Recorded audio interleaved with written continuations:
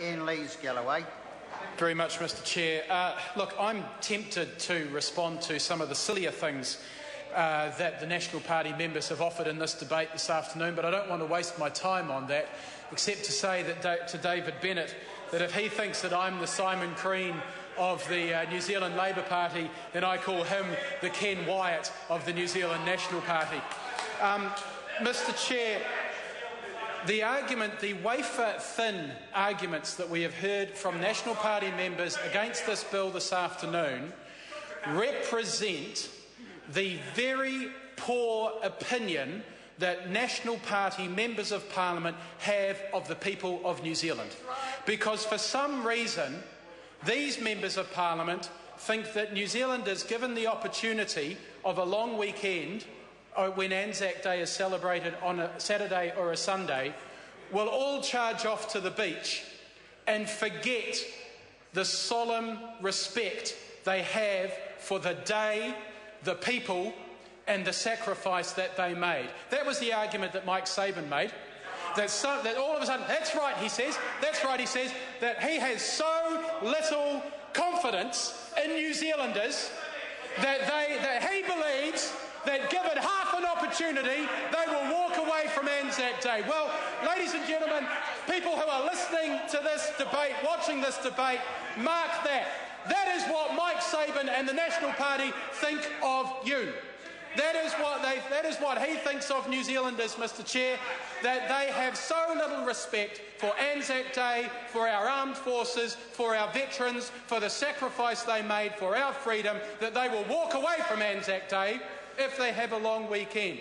Well, Mr Chair, I have experienced a perfect example of how people can easily deal with this. Anzac Day commemorations are held up and down this country if families choose to do that outrageous thing of spending a few days away together. They can go to an Anzac service in the place that they go on holiday. How hard is that? How hard is that? Communities up and down New Zealand, large and small, all commemorate Anzac Day. And if people are away from home, they can simply go to the Anzac Day commemoration in the part of the country they go to. I did this when I was a student association president.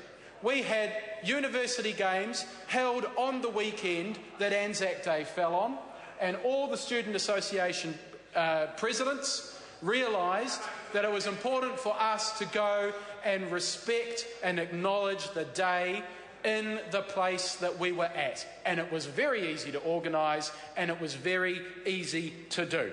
The second ridiculous argument that the National Party has proposed is that this will cost businesses more than they can afford.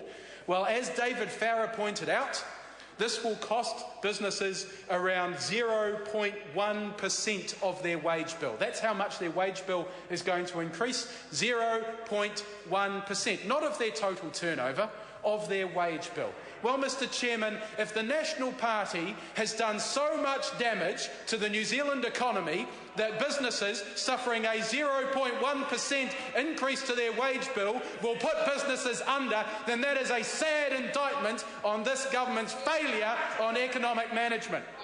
Thirdly, that this bill will have no effect until 2015. Well, that again sums up the National Party approach to politics, that if it doesn't do something before the next election, it's not worth doing.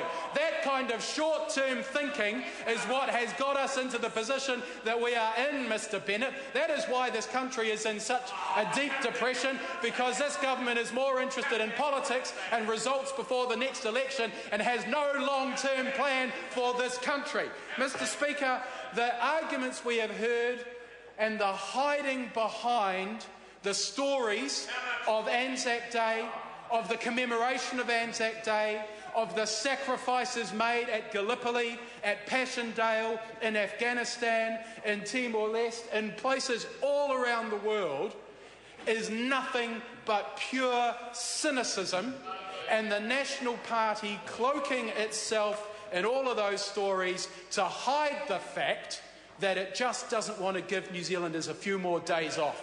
That's all it is, It's thinly veiled, it's cynical, it's sickening. It should stop now, and the National Party will rue the day they voted against this bill.